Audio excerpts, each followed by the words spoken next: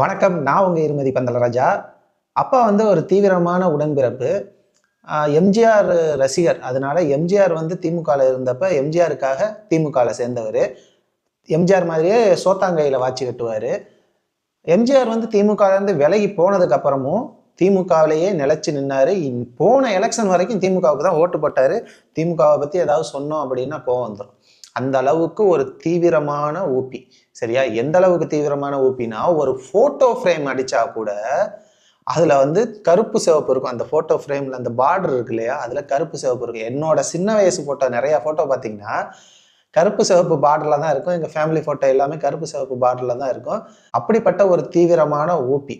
இப்ப எனக்கு வந்து விஜயகாந்த்னா ரொம்ப பிடிக்கும். அப்ப எங்க தொகுதியில திருவரம்பூர் தொகுதி, அதுல வந்து செந்தில்குமார் அப்படின்ட்டு தேமுதிக வேட்பாளர் தான் நின்னாப்ல. நான் என்ன பண்ணிட்டேன், எலெக்ஷன் டைம்ல என்கிட்ட சொன்னாங்க, ஓட்டு போடுற திமுகவுக்கு தான் போடணும். சரி சரி போட்டுறேன் அப்படின்னு சொல்லிட்டு நானும் போயிட்டேன். எங்க வீட்டுல எங்க அப்பா அம்மா எல்லாருமே திமுகவுக்கு தான் ஓட்டு போடுவாங்க. நான் அன்னைக்குன்னு போயிட்டு தேமுதிகவுக்கு ஓட்டு போட்டுட்டு நான் வந்துட்டேன். வீட்டுல வந்து கேட்டாங்க, யாருக்கு ஓட்டு போட்ட அப்படின்னு சொல்லிட்டு, திமுகவுக்கு தான் போட்டேன். சத்தியமா திமுகவுக்கு தான் போட்டேன். வேணா ஓட்டு ஸ்லிப்பை வேணா எடுத்து கொண்டு வந்து காட்டுறேன் அப்படின்னு சொல்லாம, நம்ம வாய் இருக்க முடியாம உண்மையை உளறிட்டேன். விஜயகாந்துக்கு தான் போட்டேன் அப்படின்ட்டு. பார்த்தா அன்னைக்கு ஒண்ணுமே சொல்லலை. சரின்னு எலெக்ஷன் ரிசல்ட் வந்துருச்சு. அந்த எலெக்ஷன் ரிசல்ட் வந்த டைமு பார்த்தீங்கன்னா செந்தில்குமார் ஜெயிச்சிட்டாரு அந்த தொகுதியில. திருவரம்பூர் தொகுதியில செந்தில்குமார் ஜெயிச்சிட்டாரு. திமுக தோத்துருச்சு, தேமுதிக ஜெயிச்சிட்டாங்க. நான் கம்பெனிக்கு போயிட்டேன். எனக்கு இந்த ரிசல்ட் எல்லாம் தெரியல. நான் கம்பெனிக்கு போயிட்டேன். கம்பெனி வேலையில இருந்தேன். இப்ப செங்கிப்பட்டியில ஒரு கம்பெனியில வேலை பார்த்துக்கிட்டு இருந்தேன். கம்பெனியில வேலையை முடிச்சுட்டு 5 மணிக்கு வேலை முடியும். 6, 7 மணிக்கெல்லாம் வீட்டுக்கு வந்துடுவேன். 7 மணிக்கு நான் வீட்டுக்கு வரேன். எங்க அப்பா எப்போதும் 9 மணிக்கு கடையை அடிச்சுட்டு வரவர். அன்னைக்கு நான் வர்றதுக்கு முன்னாடியே வீட்டுல உட்காந்துருக்காரு. என்னப்பா இன்னைக்கு சீக்கிரம் வந்துட்டீங்க அப்படின்னு. நான் ஒரு நார்மலா உள்ள போய் நுழையிறேன். பார்த்தா சண்டை. என்னன்னா, தேமுதிக ஜெயிச்சிருச்சு, திமுக தோத்துருச்சு. அந்த எலெக்ஷன்ல அந்த தொகுதியில செந்தில்குமார் ஜெயிச்சிட்டாரு. நீ ஓட்டு போட்டதுனாலதான் ஜெயிச்சிட்டாங்க. அதாவது எப்படி, நான் போட்ட ஒத்த ஓட்டுனால செந்தில்குமார் ஜெயிச்சிட்டாரு, திமுக தோத்துருச்சு அப்படின்னு சொல்லி செம்ம சண்டை. என் வீட்டுல இருந்து நீயே ஒரு ஓட்டு வந்து திமுகவுக்கு போடலைன்னா அப்ப எத்தனை பேர் போடாம இருந்திருப்பாங்க அப்படின்னு சொல்லி சண்டை. ஒரு வாரமா என்கிட்ட பேசல. எதனால?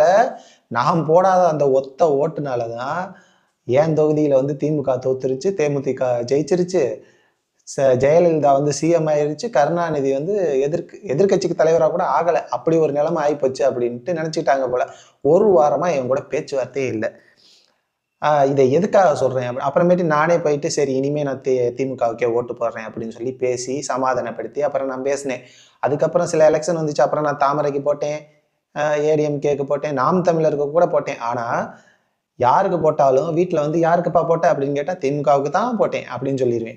எதுக்கு தேவையில்லாத பிரச்சனை அப்படின்ட்டு அப்படியே சொல்லி சமாளிச்சிருந்துன்னு வச்சுக்கோங்களேன். அப்படி ஒரு தீவிரமான ஊப்பியா இருந்தவர் போன வாரம் நான் பேசிக்கிட்டு இருந்தோம். அப்ப பேசிக்கிட்டு இருக்கும்போது சொன்னாப்ல, ஏன்பா இந்த தடவை யாருக்கு ஓட்டு போடலான்னு இருக்க அப்படின்னு கேட்டாப்ல.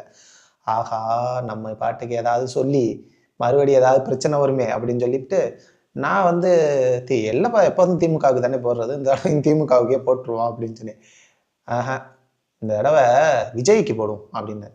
என்ன திடீர்னு? இல்லப்பா என்னன்னு தெரியல, இவங்க சரியில்லைப்பா, நம்ம விஜய்க்கு போடுவோம் அப்படின்னாரு. உண்மையிலேயே எனக்கு ஒரு அதிர்ச்சியா இருந்துச்சு. ஏன்னா இத்தனை வருஷம் திமுகவுக்கு ஓட்டு போட்டு, திமுகவுக்கு நான் ஒத்த ஓட்டு போடலைன்ட்டு என் கூட ஒரு வாரம் பேசாம இருந்தா அப்படி ஒரு தீவிரமான ஊப்பியா இருந்தவர் இப்ப திடீர்னு விஜய் பக்கம் மாறுறதுக்கு என்ன காரணம் அப்படின்ட்டு, ஏன் திடீர்னு விஜய் பக்கம் போறீங்க, எப்போதும் திமுகவுக்கு தானே போடுவீங்க அப்படின்னு. இல்லப்பா என்னமோ இவன் வந்தா கொஞ்சம் நல்லது பண்ண. எல்லா பயலுமே திருட்டு பயலா இருக்காங்க. அவர் சொன்ன வார்த்தை, எல்லா பயலுமே திருட்டு பயலா இருக்காங்க, இவனுக்கு ஒரு வாய்ப்பு தான் கொடுத்து பார்ப்போமே, நல்லது செஞ்சா நல்லது தானே அப்படின்னாரு. உண்மையிலேயே நிறைய பேருக்கிட்ட இப்படி ஒரு மாற்றம் வந்திருக்கு. ஏன்னா நிறைய பேர் மாற்று அரசியலை தான் விரும்புறாங்க. அதனாலேயே நிறைய பேருக்கிட்ட இந்த மாதிரியான மாற்றம் வந்திருக்கு. உண்மையிலேயே இப்படி ஒரு மாற்றத்தை வெளியில நிறைய பேர்கிட்ட நான் எதிர்பார்த்திருக்கலாம். ஆனா என் வீட்டுல எங்க அப்பா கிட்ட இப்படி ஒரு மாற்றத்தை எதிர்பார்க்கிறது அப்படின்றது ஒரு அதிசயம்தான் அப்படின்னு தான் சொல்லலாம். அப்படி எங்க வீட்லயும் இப்படி ஒரு மாற்றம் வந்திருக்கு. எல்லா இடத்துலையுமே ஒரு மாற்றம் வரணும் அப்படின்ற ஒரு ஏக்கம் இருக்கு. அந்த ஏக்கம் தான் விஜய்க்கு வந்து வாக்கு செலுத்தலாம் அப்படின்ற முடிவை நோக்கி கொண்டுட்டு போகுது அப்படின்னு நான் நினைக்கிறேன். மேலும் ஒரு நல்ல வீடியோல உங்களை வந்து சந்திக்கிறேன். அதுவரை உங்களிடமிருந்து விடைபெறுவது உங்கள் இருமதி பந்தலராஜா. நன்றி, வணக்கம்.